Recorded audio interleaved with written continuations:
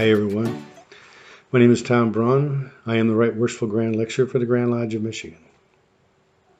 Today I'd like to ask you a question. Do you remember how you became a Mason? Someone, whether it be a family member, someone you worked with, or just an acquaintance, did something to make you stop and ask that question, how do I become a Mason? Today, your lodge has the opportunity to make a difference in your community, just as that individual made a difference in your life. Today, lodges are meeting via social media, whether it be Skype or Zoom or any one of those techie platforms that we communicate with. Lodges are asking the questions of their brothers, how are you doing? Checking in. Does anyone need anything? And how can you help them?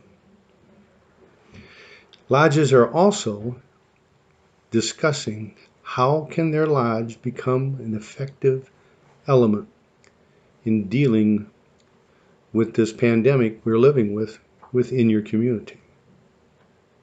Some lodges are providing food vouchers for the hospital staff, the nurses, the doctors, the lab technicians, the janitors, everyone who is on those front lines fighting this pandemic. When they get off their shift, the last thing that they need to do is figure out what's for dinner. Lodges are providing vouchers, working hand in hand with local restaurants to provide that meal when they get off that shift, so they can sit, relax, regenerate themselves. Lodges are also providing the Red Cross with a location to hold a blood drive.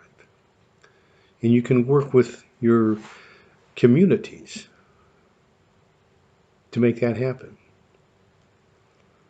Also, since we're talking about the ritual, that's my thing, this is a great opportunity for lodge officers to learn their parts.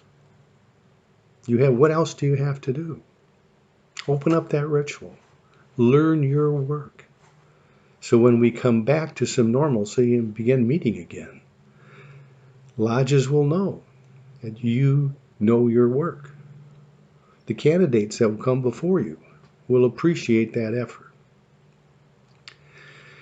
We must remember the first words that are spoken when we entered the lodge.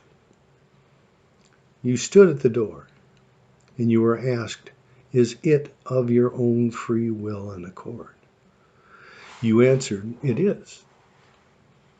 When you knelt at the center of the lodge, you were asked in whom you put your trust.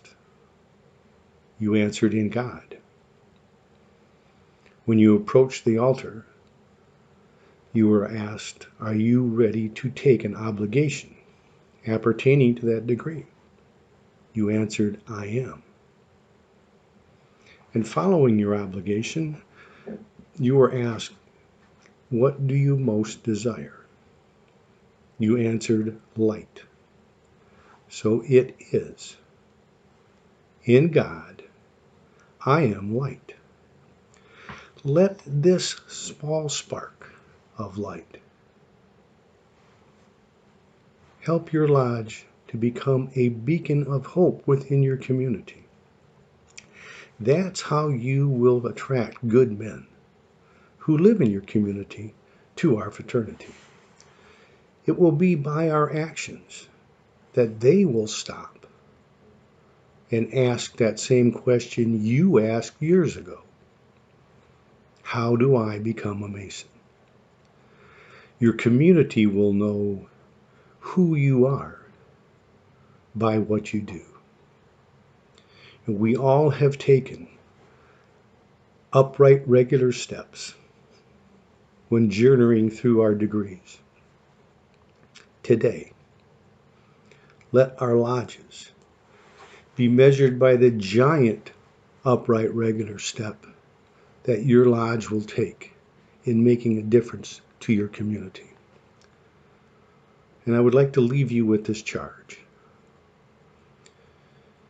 To all the brethren assembled here today, let it be known that we are lawful Masons, that we are true and faithful to the laws of our country, that we are inspired by our solemn obligations to live our lives by the tenets of our profession: brotherly love, relief, and truth, that we will be serviceable to all men, and that we love our God, the supreme architect of the universe.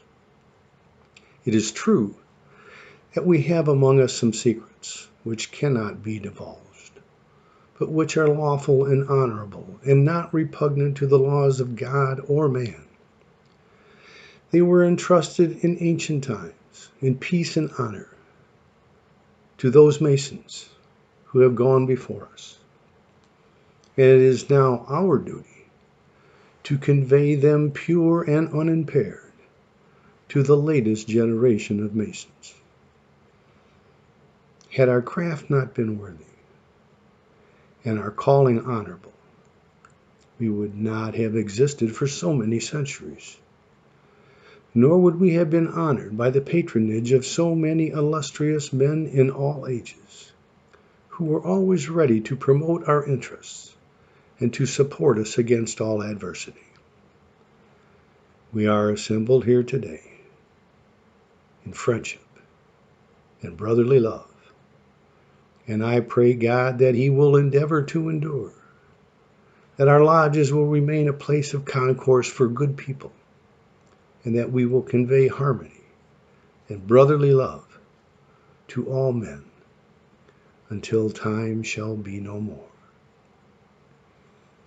Go. Make a difference in your community. Let them know who we are by what we do. Thank you, and God bless you.